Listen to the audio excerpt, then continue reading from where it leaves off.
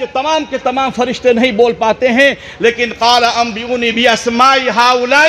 ہاں یہ جو آدم ذات ہے جس کو علم سکھایا گیا تھا، اللہ تبارک و تعالیٰ نے زمین چاہی رہے، کیونکہ زمین و آسمان کے نیچے، زمین کے اوپر میں یہ انسان چلتا رہے گا اور قیامت تک کے لیے چلتا رہے گا، اس کو ہر چیزوں کے نام جاننا ضروری ہے۔ اللہ تبارک و تعالیٰ نے حضرت آدم کو نام سکھایا تھا، اور اللہ کے نبی حضرت آدم نے نام اپنی زبان مبارک سے جتنی نام سکھائے گئے تھے سارے نام اور یہ علم کے ذریعے سنا دیا۔ یہی علم تھا جس کی بنیاد پر اللہ تبارک و تعالیٰ نے حضرت آدم علیہ السلام کو تعظیم اور اکرام کا سجدہ کرنے کا حکم دیا تھا کہ آپ تعظیم کرو، اکرام کرو۔ MT میڈیا اڑیسہ کو سبسکرائب کریں، بیل آئیکن کو ضرور دبائیں۔ ونعوذ بالله من شرور أنفسنا ومن سيئات أعمالنا، من يهده الله فلا مضل له ومن يضلله فلا هادي له، ونشهد أن لا إله إلا الله وحده لا شريك له، ونشهد أن سيدنا ومولانا محمدًا عبده ورسوله، أرسله بالحق بشيرا ونذيرا وداعيا إلى الله بإذنه وسراجا منيرا، أما بعد فقد قال الله تعالى في القرآن المجيد والفرقان الحميد، أعوذ بالله من الشيطان الرجيم، بسم الله الرحمن الرحيم، قل هل يستوي الذين يعلمون والذين لا يعلمون، إنما يتذكر أولو الألباب، وقال النبي صلى الله عليه وسلم خيركم من تعلم القرآن وعلمه، صدق الله مولانا العظيم وصدق رسوله النبي الكريم۔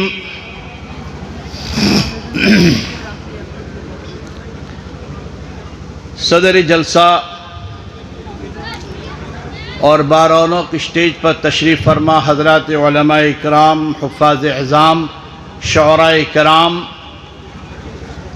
اور اس نورانی محفل میں تشریف فرما بزرگان دین، نوجوان ساتھیوں اور پردے میں رہنے والی خواتین اسلام، میری مائیں اور بہنیں، السلام علیکم ورحمۃ اللہ وبرکاتہ۔ اس سے پہلے آپ حضرات کے سامنے دو اکابرین اڑیسہ میں سے حضرت مولانا ابو سفیان صاحب دامت برکاتہم العالیہ، اور اسی طرح نائب امیر شریعت، نائب صدر جمعیت علماء اڑیسہ حضرت مولانا قاری محمد علی صاحب آپ حضرات کے سامنے بیان فرما رہے تھے۔ اصل بیان تو اس کے بعد پھر آنے والے مہمانان مکرم اور خاص طور پر ہمارے اڑیسہ کی آن شان بان جمعیت علماء اڑیسہ کے جنرل سیکریٹری، جامعہ مرکز العلوم سنگڑا کے شیخ الحدیث، اور اسی طرح اسی مزارے کے محتمیم جانشین امیر شریعت اول و جانشین امیر شریعت ثانی حضرت مولانا سید نقیب الامین صاحب برقی قاسمی مدظلہ العالی کا بیان ہوگا۔ اس کے بعد پھر مہمان مکرم all India Muslim personal law board, اور اس وقت اگر کہا جائے تو all India Muslim personal law board کے اہم ترجمان حضرت مولانا ابو طالب رحمانی دامت برکاتہم کا بیان ہوگا۔ انشاءاللہ ان لوگوں کا بیان آپ سماعت فرمائیں گے۔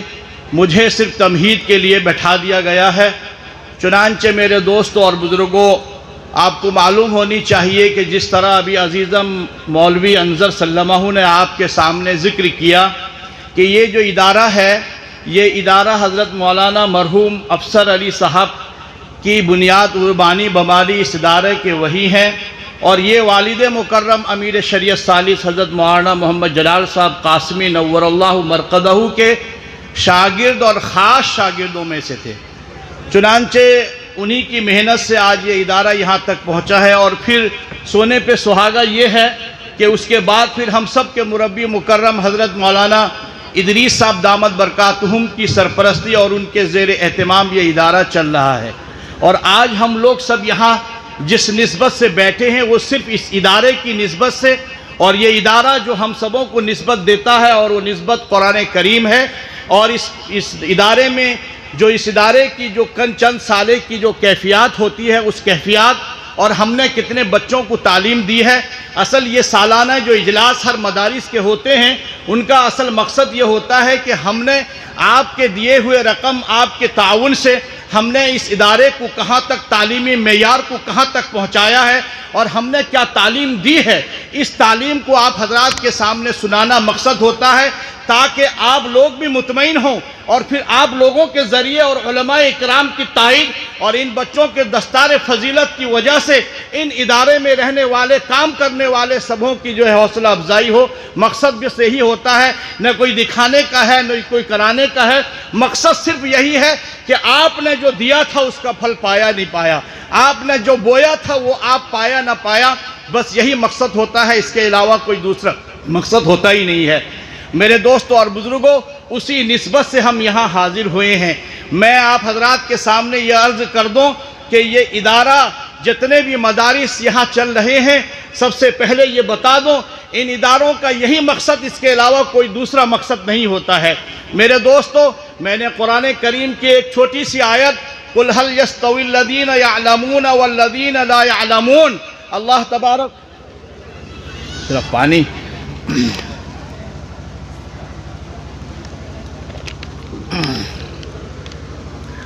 اللہ تبارک و تعالیٰ نے قرآن کریم میں امت مسلمہ اور قیامت تک کے لیے امت کے لیے پیغام دیا ہے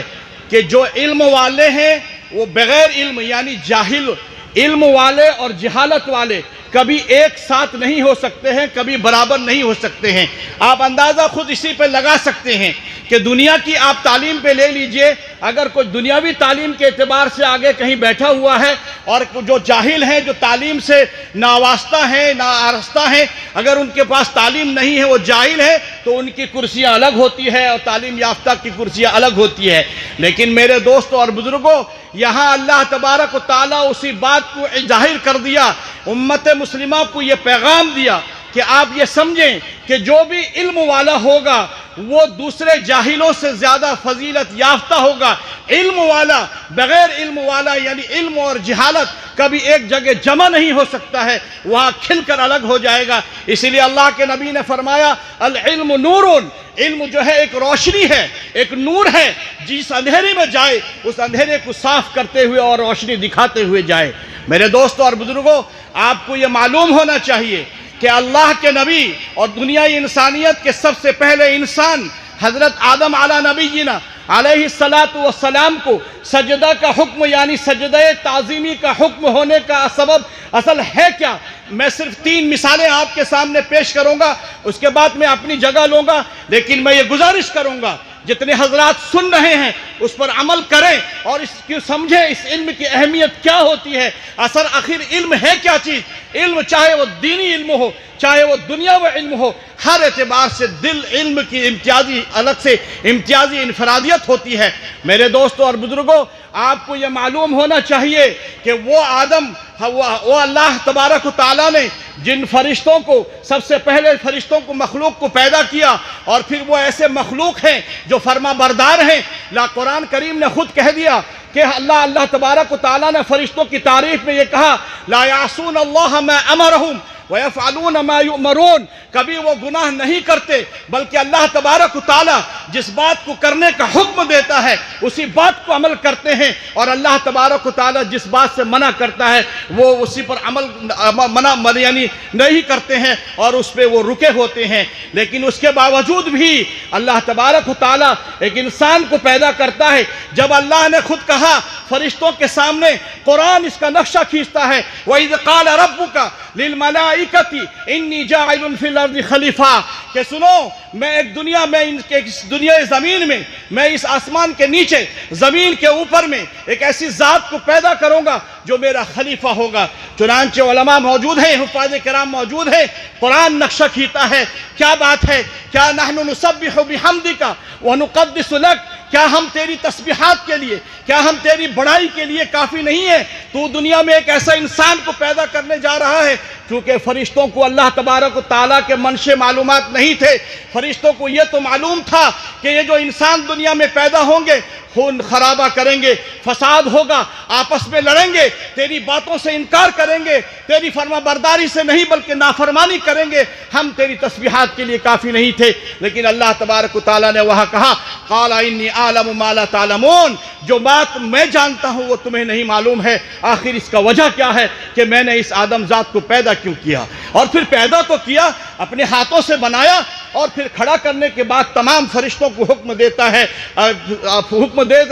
کہ فسجدوا، یعنی تمام کے تمام آپ سبھی حضرات یعنی سجدہ کر دو۔ چنانچہ سارے لوگ سجدہ کرتے ہیں، سارے فرشتے سجدہ کرتے ہیں الا ابلیس، ابلیس کے علاوہ کوئی سجدہ نہیں کرتا ہے۔ میں آپ کو بتا دوں کہ یہ سجدہ تعظیمی ہے، اکرام کا سجدہ ہے۔ آخر یہ تعظیم کیوں ہے؟ آخر اے آدم کو اکرام کیوں ہے؟ کیوں اس کی بنسبت فرشتوں کے؟ کیوں ایسی ذات جو کبھی گناہ نہیں کرتی، جو کبھی نافرمانی نہیں کرتی، اور یہ انسان ہے گناہ کرے گا، نافرمانی کرے گا، اس کے باوجود بھی اس کو تعظیم سجدہ کرنے کا حکم کیوں ہے؟ میرے دوستوں اور بزرگوں، وہاں حکم یہ ہے کہ اللہ تبارک و تعالیٰ نے جب بھی فرشتوں سے تکلم ہوتا رہا اس موقع پہ یہ ہوا کہ اللہ تبارک و تعالیٰ نے فرشتوں سے یہ کہا کہ تم بتاؤ دنیا میں جتنے زمین و آسمان میں جتنی چیزیں ہیں ساری چیزوں کو آپ اپنی زبان سے بول دو۔ چنانچہ تمام کے تمام فرشتے نہیں بول پاتے ہیں،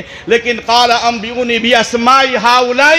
ہاں یہ جو آدم ذات ہے جس کو علم سکھایا گیا تھا، اللہ تبارک و تعالیٰ نے زمین ظاہر ہے کیونکہ زمین و آسمان کے نیچے زمین کے اوپر میں یہ انسان چلتا رہے گا اور قیامت تک کے لیے چلتا رہے گا، اس کو ہر چیزوں کے نام جاننا ضروری ہے۔ اللہ تبارک و تعالیٰ نے حضرت آدم کو نام سکھایا تھا، اور اللہ کے نبی حضرت آدم نے نام اپنی زبان مبارک سے جتنی نام سکھائے گئے تھے سارے نام اور یہ علم کے ذریعے سنا دیا۔ یہی علم تھا جس کی بنیاد پر اللہ تبارک و تعالیٰ نے حضرت آدم علیہ السلام کو تعظیم اور اکرام کا سجدہ کرنے کا حکم دیا تھا کہ آپ تعظیم کرو، اکرام کرو۔ دوسری اور ایک بات آپ کو معلوم ہونی چاہیے کہ ایک واقعہ ہے، آپ لوگ سورہ 114 سورت حفاظ کرام جانتے ہوں گے۔ 114 سورت میں ایک سورت کا نام ہے سورہ نمل۔ نمل کے معنی چونٹی۔ اللہ تبارک و تعالیٰ نے ایک چونٹی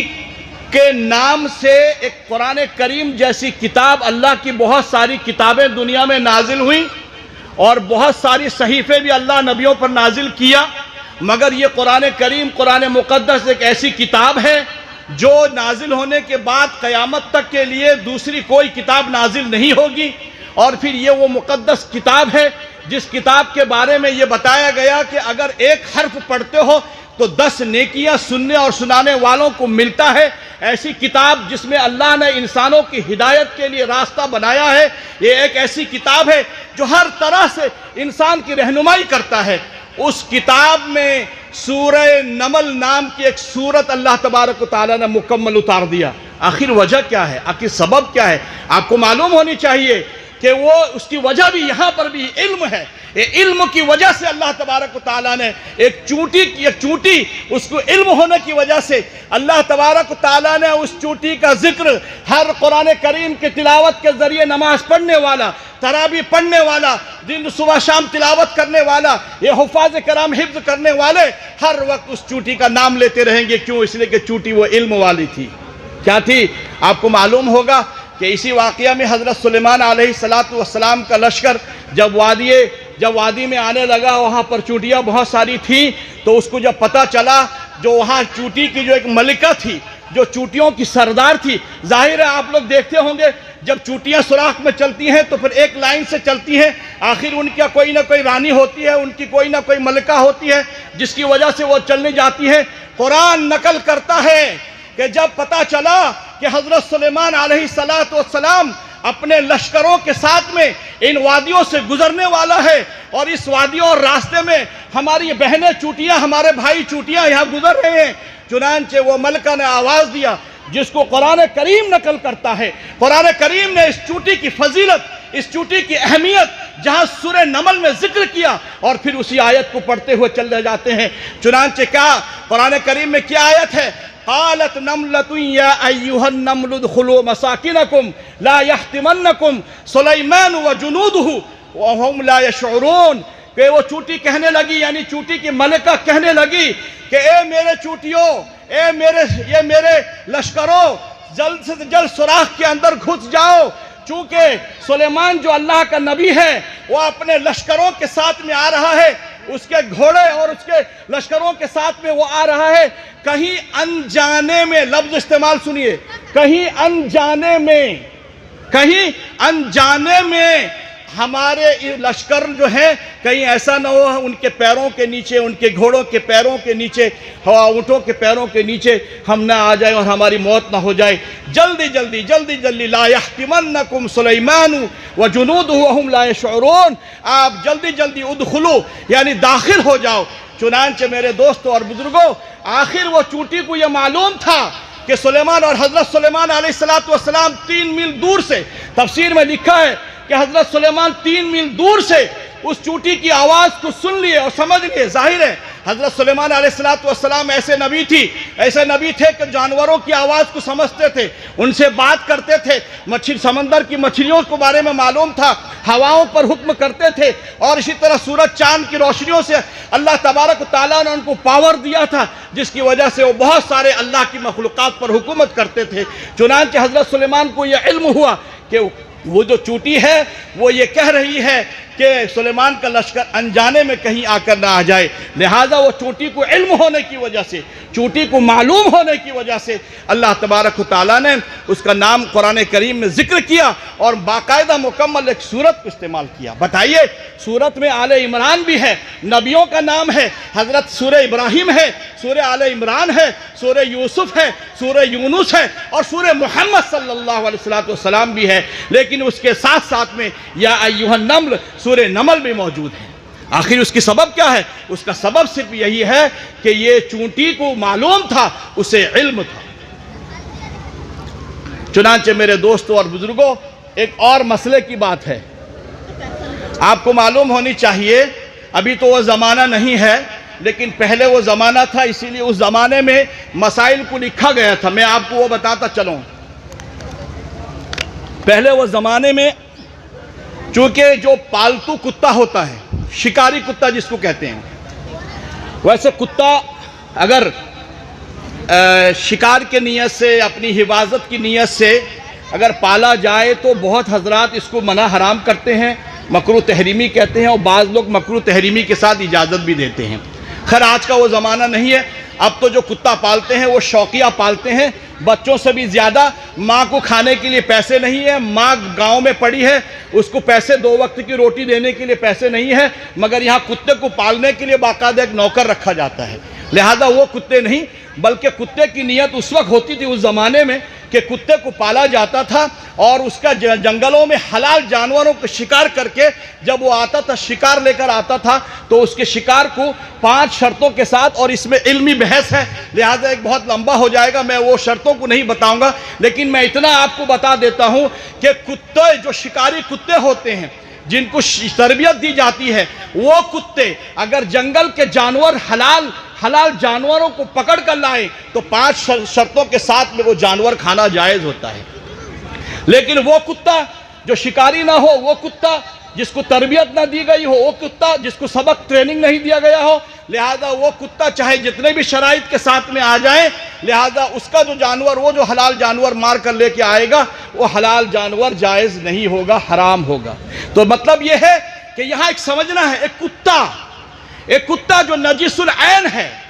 کہ جس اگر ناپاکی بدن میں اگر کتے میں پانی لگ جائے اور اس پانی کا بدن اگر آپ کے بدن سے لگ جاتا ہے تو کپڑا دھونا ضروری ہو جاتا ہے۔ اور وہ کتا جس کو پالنے کے لیے اللہ کے نبی نے فرمایا کہ جس گھر میں کتا پالا جاتا ہے اس گھر میں رحمت کے فرشتے نہیں آتے ہیں۔ چنانچہ اس کے باوجود بھی جب کسی زمانے میں کتے کا یہ سلسلہ ہوتا تھا تو وہاں پر مسئلہ ائمہ حضرات نے مسئلہ بیان کیا کہ وہ کتا جو شکاری ہو، یعنی وہ کتا جو جانکاری ہو، وہ کتا جو تربیت یافتہ اور عمل کرنے والا ہو، ٹریننگ یافتہ ہو، وہ کتے کی شکاری کو لینا جائز ہوگا اور کھانا حلال ہوگا 5 شرطوں کے ساتھ۔ اور وہ کتے جو شکاری نہ ہو، جن کو تربیت نہ دی گئی ہو، جیسے ہمارے ہاں بھاولے کتے گزرتے ہیں، ان کا حلال نہیں۔ صرف معلوم کیا ہے، کتے کی ٹریننگ، کتے کی تعلیم، کتے کی تربیت کی وجہ سے اس کے جانور ہو۔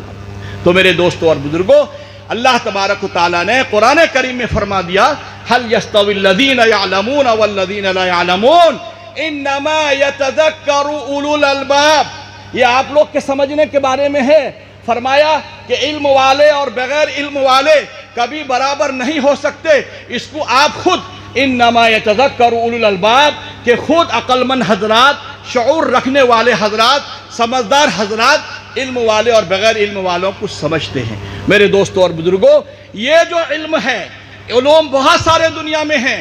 یہ علم اکابرین نے کہا ہے کہ وہ علم جس پر عمل نہیں ہے تو وہ علم نہیں، وہ جانکاری ہے۔ یہاں سے آپ میری بات سمجھیں گے، یہاں علماء کی محفل ہے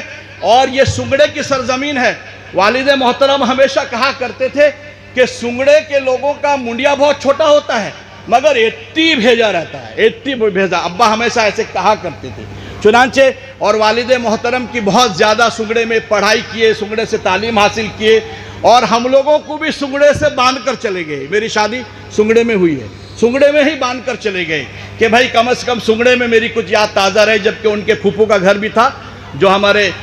ماسٹر صاحب تھے، فتح ماسٹر صاحب جو ہے والد محترم کے پھوپھازاد بھائی تھے وہ۔ بہرحال کہنے کا مطلب یہ ہے کہ وہ جو علم، کیا جس علم پہ عمل نہ ہو، چنانچہ میرے دوستوں اور بزرگوں، یہاں پر وہ علم ہوتا ہے جس پر عمل کرنے کی ہوتی ہے۔ دنیا میں بہت سارے علوم ہیں، دنیا میں بہت سارے علوم حاصل کیے جاتے ہیں، مگر اللہ کے نبی حضور محمد صلی اللہ علیہ وسلم نے جس علوم کے بارے میں، جن علم کے بارے میں اللہ کے نبی نے خیرکم من تعلم القرآن وعلمہ، کہ تم میں سے بہتر انسان وہ ہے جو قرآن کو تعلیم دے اور قرآن کی تعلیم لے، یہ علم کے بارے میں اللہ تبارک و اللہ کے نبی صلی اللہ علیہ وسلم فرمائے۔ نعرے تکبیر کیوں کرتے ہو؟ بیان ہو رہا ہو گئی، ڈانٹ پڑ گئی مصطفیٰ۔ بیان کے درمیان نعرے تکبیر کیوں کرتے ہو؟ چنانچہ میرے دوستوں اور بزرگوں، تو کہنے کا مطلب یہ ہے کہ یہ جو علوم جو حاصل کی جاتی ہے، یہ قرآن کریم کے یہ جو طالب علم ہیں، یہ جو تعلیم حاصل کرتے ہیں، یہ مدارس میں تعلیم حاصل کرتے ہیں، اللہ کے نبی حضور محمد صلی اللہ علیہ وسلم فرماتے ہیں کہ جب یہ طالب علم گھر سے نکلتا ہے تو سمندر کی مچھلیاں بھی ان کے لیے دعائیں کرتی ہیں، ان کی راحت کے لیے اور ان کے علم میں اضافے کے لیے دعا کرتے ہیں۔ اور پھر یہی نہیں، مہمان رسول کے طور پر ان لوگوں کو سرٹیفکیٹ دی گئی ہے کہ یہ مہمان رسول ہیں۔ آج اگر یہ مدارس نہ ہوتے میرے دوستوں اور بزرگوں، بہت سارے دانشور یعنی قوم و ملت یہ کہتے ہیں، بہت سارے آج کل عقل مند لوگ ہو گئے ہیں جو علماء سے بڑھ کر بات کرتے ہیں۔ ان لوگوں کا ایک سوال ہے کہ جب ہندوستان کو آزاد کیا گیا تھا، آپ کے کہنے کے مطابق، آپ کے کہنے تو کیا حقیقت یہی ہے کہ ہندوستان کو آزاد کرنے میں ہمارے اکابرین نے قربانی دی ہے، ہمارے مسلمانوں نے قربانی دی ہے۔ اگر آج اکابرین علماء دیوبند اگر قربانی نہ دیتے، اگر مسلم قوم اگر قربانی نہ دیتی تو آج بھی یہ ہم برادر وطن کے ساتھ آج بھی ہم ہندوستان میں غلامیت کی زندگی گزار رہے ہوتے. لیکن ہاں آج وہ قربانی دی جس کی وجہ سے یہاں ہم آج تک پہنچے ہیں. لوگوں کا سوال ہے، وہ سوال یہ ہے کہ جب ہندوستان آزاد ہو گیا تھا، بدقسمتی سے جب پاکستان بن گیا، اس کا تقسیم ہو کر پاکستان تیار ہو چکا، تو پھر یہ کیا ضرورت تھی؟ تو کم سے کم اس وقت ہمارے اکابرین نے جب خود ساتھ میں تھے اور آزادی کے نعرے میں تھے، آزادی کے جنگ میں ساتھ میں تھے، تو پھر ان کو بھی چاہیے حکومت کرتے. چنانچہ میرے دوستوں اور بزرگوں، سلام ہو ان اکابرین پر، سلام ہو میرے ان اسلاف پر جنہوں نے ہندوستان کی آزاد ہونے کے باوجود ان کو حکومت کا پیغام بھی ملا اور ان کو سرکاری ہر اعتبار سے ملازمت بھی ملی، لیکن انہوں نے ٹھکرا دیا. اور وہ ٹھکرانے کا سبب یہ ہے کہ آج آپ کے چہرے میں داڑھی، آج کے سروں پہ ٹوپی، اس کا سبب یہی ہے کہ ہمارے اکابرین اگر چاہتے مولانا ابوالکلام آزاد کی طرح انہیں بھی منسٹری مل سکتی تھی، وہ بھی حکومت برسر اقتدار حکومت کر سکتے تھے. لیکن انہوں نے یہ کہا کہ ہم اگر ہندوستان میں اگر حکومت سنبھالتے ہیں، اگر حکومت میں ہم منسٹری قائم کرتے ہیں، تو پھر یہی ہوگا کہ ہمارے بچے، ہماری قوم، ہماری نسلوں کے لوگ، ہماری امت کے لوگ، ہمارے یعنی دنیاوی اعتبار سے ہمارا سسٹم بہت اچھا ہو جائے گا، مگر دینی اعتبار سے وہ پیغام، دینی اعتبار سے دین نہیں ہمارے ملک میں پہنچ سکتا ہے. اسی لیے انہوں نے یعنی وہ ایوان کو چھوڑ کر انہوں نے چٹائی کی پسند کیا اور وہ درس دیا، وہ مدارس کا سلسلہ کو آگے بڑھایا، مکاتب کا سلسلہ بڑھایا، جس کی بنیاد پر آج آپ دیکھ رہے ہیں مدارس اور مکاتب کے جو جال بچھائے جا رہے ہیں، اس کے سبب یہی ہیں. تو لہٰذا اگر مولانا ابوالکلام آزاد رحمۃ اللہ علیہ کی طرح ہمارے مدنی حسین احمد مدنی رحمۃ اللہ علیہ، قاری طیب صاحب رحمۃ اللہ علیہ، جتنے بھی اس وقت اکابرین تھے، اگر وہ یہاں نہیں آتے، اگر وہ دارالعلوم نہیں چلاتے، تو پھر یہ چیز مسیح العلوم حسینیہ، مرکز العلوم سگڑا، ارشد العلوم یہ نہیں ہوتا. چونکہ اس وقت ہم سب تو ایجوکیٹڈ ہوتے. آپ کو بتا دو، صرف ایک لاسٹ واقعہ بتا کر انشاءاللہ میں اپنی جگہ لوں گا. یہ میری گستاخی ہوگی کہ حضرت مفتی صاحب تشریف رکھے ہیں، اس کے باوجود بھی میں یعنی کلام کر رہا ہوں. یہ بات بتا دو میں آپ کو، اندلس آپ جانتے ہیں جس کو اسپین کہتے ہیں. اسپین کا کیا حال چال ہے؟ 800 برس مسلمانوں کی حکومت رہی ہے وہاں. 800 برس انہوں نے صرف حکومت پہ توجہ دی، انہوں نے صرف سرکاری عملہ پر توجہ دی، انہوں نے صرف عصری تعلیم پر توجہ دی. 800 سال مسلمانوں کی حکومت کے باوجود آج عربی میں کہیں پر سڑکوں کا نام اگر مل جائے، کوئی اگر پل کا کہیں اوور برج کا نام اگر عربی میں مل گیا تو مل گیا، صرف عربی میں نام ہوتا ہے. آج پورا اندلس اسپین میں مسلمانوں کا نام و نشان مٹ گیا ہے. ہمارے اکابرین کی یہ قربانیاں ہیں کہ ہمارے اکابرین حکومتوں کو لات مارتے ہوئے، حکومتوں کو آج بھی اگر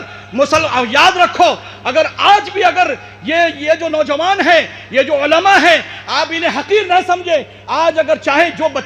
جو بچے قرآن کریم جیسی کتاب کو، اتنی موٹی کتاب کو وہ سینے میں حفظ کر سکتے ہیں، تو کیا وہ اسکولوں میں جا کر 95% یا 80% نمبر لا کر وہ اچھی تعلیم، معیاری تعلیم حاصل نہیں کر سکتے ہیں؟ وہ کر سکتے ہیں. وہ انجینئر بھی بن سکتے ہیں، وہ ڈاکٹر بھی بن سکتے ہیں، وہ ہر عصری تعلیم میں اپنا نام شمارگی میں، اپنا نام فہرست میں داخل کر سکتے ہیں. لیکن اس کے باوجود بھی اللہ تبارک و تعالیٰ نے انہیں چنا ہے، ان کے سینے میں قرآن کو محفوظ کیا ہے. یہ مبارکبادی کے لائق ہیں. لہذا اس مدرسہ کے تمام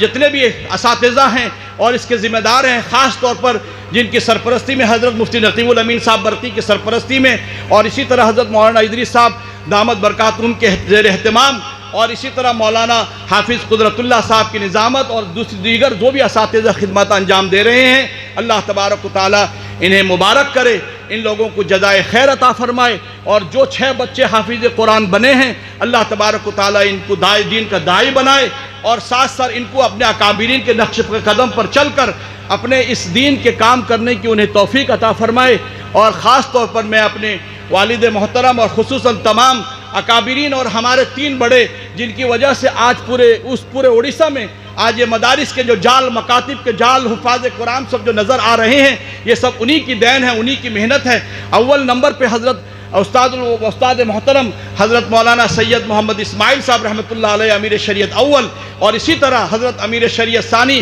حضرت مولانا سید سراج الساجدین صاحب رحمۃ اللہ علیہ، اور پھر والد محترم امیر شریعت ثالث حضرت مولانا محمد جلال صاحب قاسمی نور اللہ مرقدہ کی محنت ہے، ان کی کاوش ہے، جس کے نتیجے پہ آج یہ ادارہ یہ ہرا بھرا، یہ داڑیاں یہ ٹوپیاں سب چمک رہی ہیں۔ اللہ تبارک و تعالی ہم سبوں کو یہاں جمع ہونے کو اور یہاں کے علوم یافتہ حضرات موجود کی، ان کی موجودگی میں بات سننے سنانے کی ہر طرح سے اللہ تبارک و تعالی ان تینوں اکابرین اور خاص طور پر سائیں پاڑا محلے کے تمام مرحومین اور اطراف کے تمام مرحومین کو اللہ تبارک و تعالی آج اس جلاس کا نجات کا ذریعہ بنائے۔ میں اپنی بات کو ختم کرتا ہوں۔ وما علینا الا البلاغ۔ السلام علیکم ورحمۃ اللہ۔